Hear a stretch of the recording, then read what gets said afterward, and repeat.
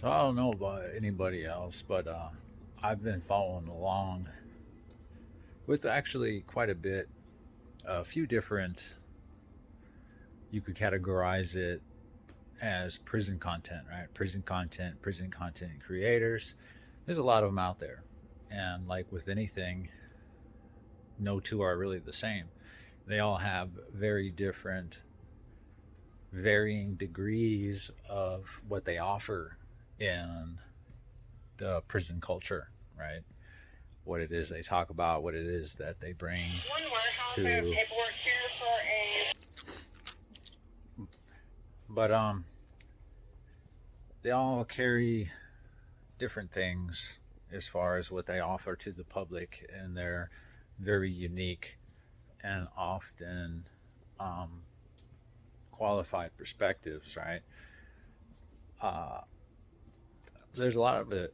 There's a lot of it that's some of it's information, some of it's stories, some of it's very, you know, technical, the very technical aspects of it, all the different rules and the laws. And as a somewhat of a public figure and creator myself, I often wonder what exactly is it that I would talk about, because I do have to kind of, have some type of a general direction that I'm going to take. And I can't really picture myself making content the same way that a lot of these guys can. But where I was going with this is I've been following, and who hasn't heard of Wes Watson?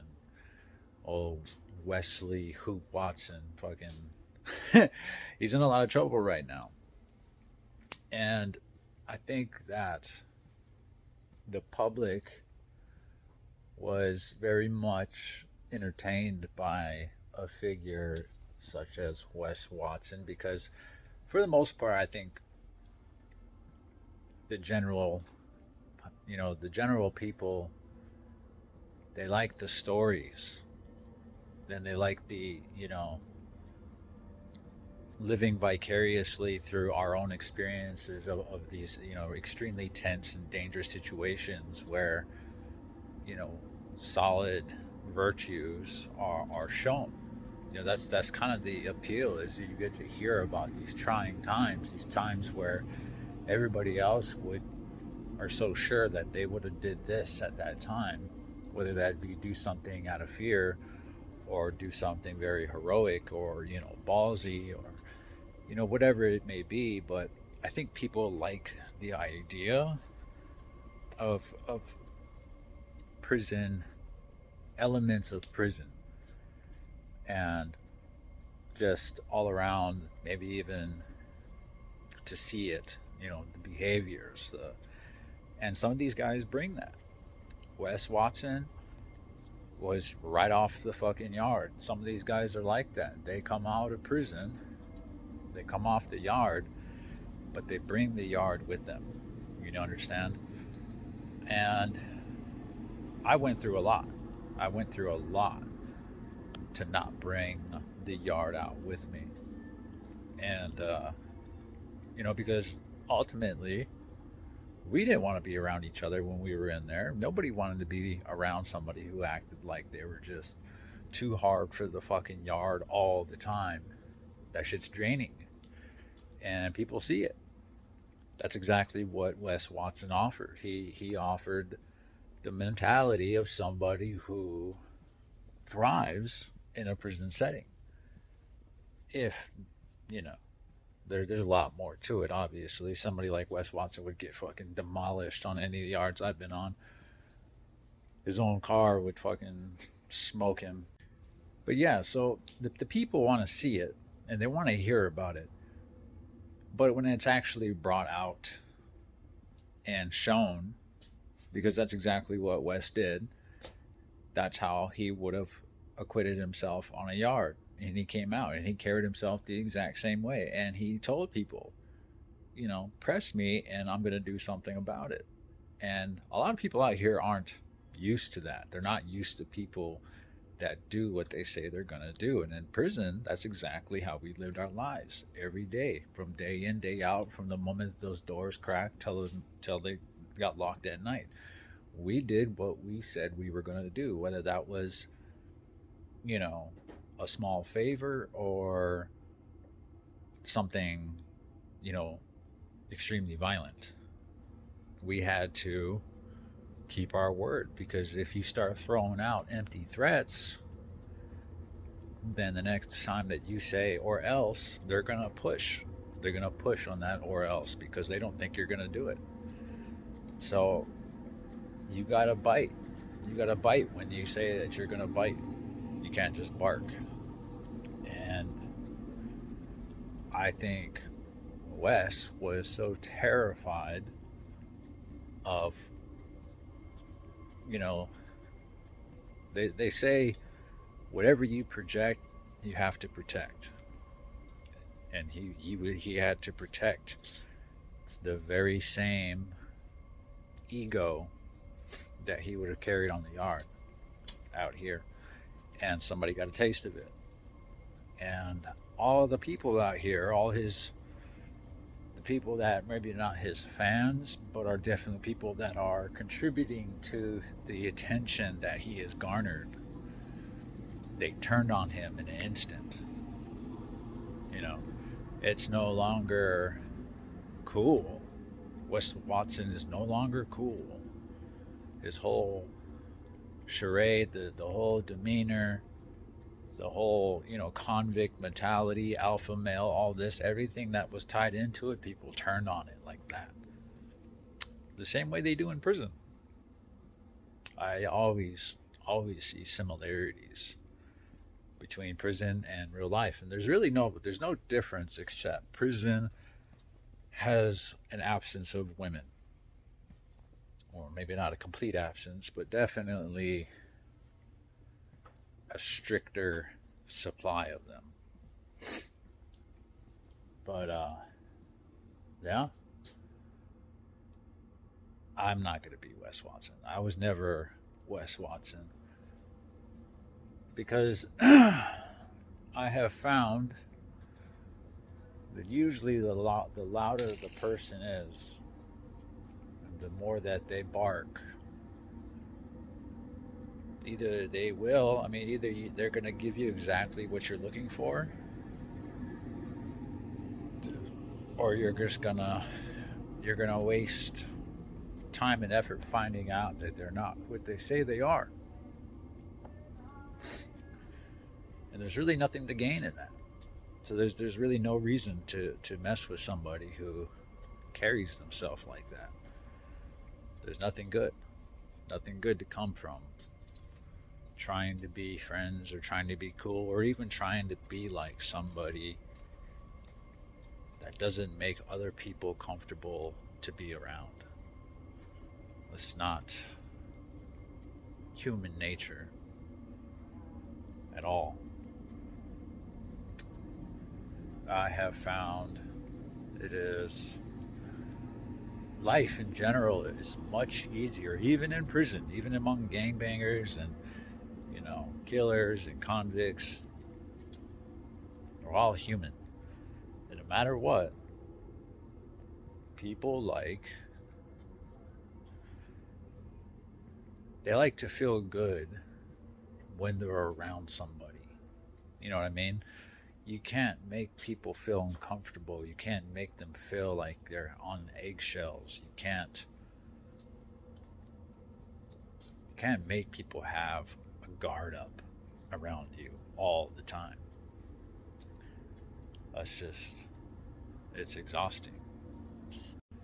And it's more than actually, you know, that was the thing about popularity. I wish I had understood this when I was in high school. Popularity had nothing to do with really about the clothes you wore or how, you know, aesthetically pleasing you were to the eye. It was about how you made people feel when they were around you. That was it. That was it. I had to go to prison and learn to do that among the worst of the worst, you know, and basically be a fucking whisperer of convicts. That's the type of, that's what will keep you alive. That's what put me in the positions I was in. That's what put me in, speaker positions and shot calling positions. It's not about what you say, it's about how you say it. And it's always been about how you say it. You could have the best message in the world, or it could be the most, violently laced threat. If you say it like, if you just say it like a chump, they're gonna laugh at you. It don't matter if you're gonna push the knife afterwards. It depends entirely on how you say it, the emotion, inflection, and all that stuff. But popularity, you are popular when you make people feel good about themselves when they're around you. And it takes energy. It takes practice. It takes understanding people. It takes understanding yourself. And that's another thing that I had learned in life, is that growing up in a lot of controlled environments like juvenile facilities, these are basically they're controlled settings, right? They're like experimental. To me, they were experiments. That's the way I always saw them, because we're just a bunch of men in a box. And when you put it just a bunch of men in a box, it's like an experiment. What's going to happen? What are they going to do? What is the drama that's going to arise? Who's going to rise to the top? What leader are they going to pick among them? Which two of the male alphas are inevitably going to beef? It always happens, no matter what, no matter where I've been, no matter the age group, race, ethnicity, geographical location, none of that. It's always the same. And it's always the same because human nature is the same no matter where we are. But yeah. And I actually learned a lot about human nature. You got, really, I mean, you got prime reading material to learn about it right there. Like, you got the most exaggerated of issues and the people that harbor them right in front of you. You have the ability to learn about experiences and mistakes that aren't your own. You have granted just full access to pick the brains of people who had entirely different lives than you. You didn't have to have that life to gain the knowledge of the person who has. And so growing up in all these different institutions and having access to all these different minds, I learned from all of them. And I learned a lot. I learned a lot about them. And because I learned a lot about them, I started to understand more about myself. And the more I understood about myself, the easier time I had understanding people. And when that started happening, I started losing the ability to be angry over certain things for shorter amount of times, because it's like I already understood that person. It's like I already saw through his mind into his life and how he grew up and what his home life is like and the things that are probably absent and all these other things, and I already understood this person, even in a everyday passing interaction with, everyone has a story. Everyone's a main character. We're all NPCs to somebody else. That's a reality. We're all NPCs to somebody else, but we're all main characters. But so that, it's like it pings back and forth, right? until you start to understand so much about you, yourself, and everyone else that, hell, you get weird. I don't know. I got weird. I got weird. I got withdrawn. I stopped talking to people. Um, Started talking to myself more often. I think that is the only thing that makes content creation possible for me is I spent hours pacing a cell talking to myself. And what I would talk about, it would just be like free associative writing, right? You gotta really been to some different degrees of therapy to know what that means, but free associative writing and spoken format basically. And that was an experiment. And once again, I learned a lot about myself doing that, talking to myself. But that's a whole different subject. But when a person isn't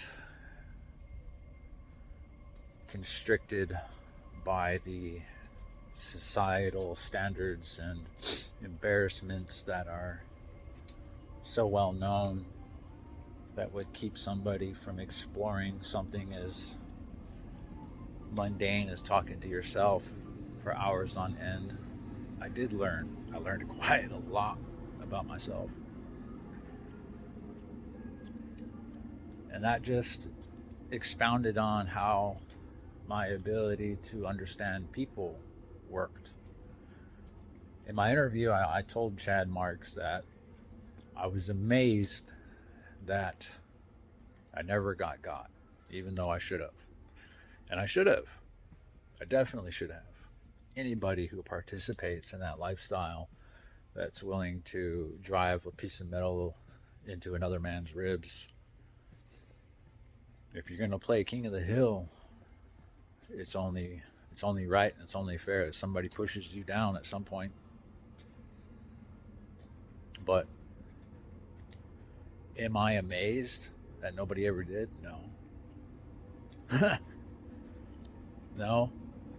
And yes, but I know that I did everything in my power to make sure that that would never happen without good cause. We can't control everything. There's a lot of things in that life that are outside of our control.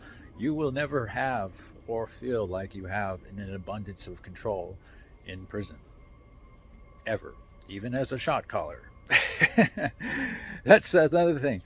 When I became a shot caller and I got power, you know, when you started holding the reins, I learned power was an illusion. Power is it's a reality because we make it a reality. We just say, "Hey, this guy's in charge. We're all going to do what he says." Okay, cool. Now what keeps that? What keeps that in place? What keeps them from turning on you? Why did they choose you in the first place? You know, there's a lot that will go into something like that. But ultimately, it's a thinker's game. It's very much a thinker's game. And when everybody lines up and they start picking up, they pick teams, right? They pick teams for, some a game of pickup. They know who plays good, right? And who's always picked first? The best players. And that's kind of the same when it comes to a selection of men that are all soldiers. They're all alphas in their own right, right? Everyone's dangerous. Everybody will bite after their bark, right? Well, then what? What's left then? If everyone's physically capable and has the capacity for violence, what's the next criteria? Is it being the strongest? No, because numbers, at the end of the day, no one man, can do much. But men, even men in prison, are still men, and we will always respect and pedestalize knowledge. Smart men. Smart men will always value knowledge. And smart men will always value men who have the capacity to make hard decisions. Men that are capable of understanding the gravity and weight of the decisions that are going to be asked to be made. And you can't just be a badass. You can't just be good at fighting. You know, you gotta be able to understand when feelings are at stake. You gotta be able to step into a situation that's seconds from going south on a silver platter and immediately pinpoint who can who can completely dissolve this situation right now. Because it's always, in any dilemma, there is one perspective, the other person's perspective, and what really happened. Because usually, in any situation where there's an argument, both individuals think they're right, right? I know because I've been in these situations where I was like, damn, I'm right. I know I'm right. But why is he pushing the issue? And I had to experience this a lot as a tattooist. Somebody that had to deal with money on a literally daily basis and collect money into the hundreds on a weekly basis. I had a lot of situations that didn't always, they didn't always go smooth. Everything wasn't always peachy. I had depressed people. People they had to come correct.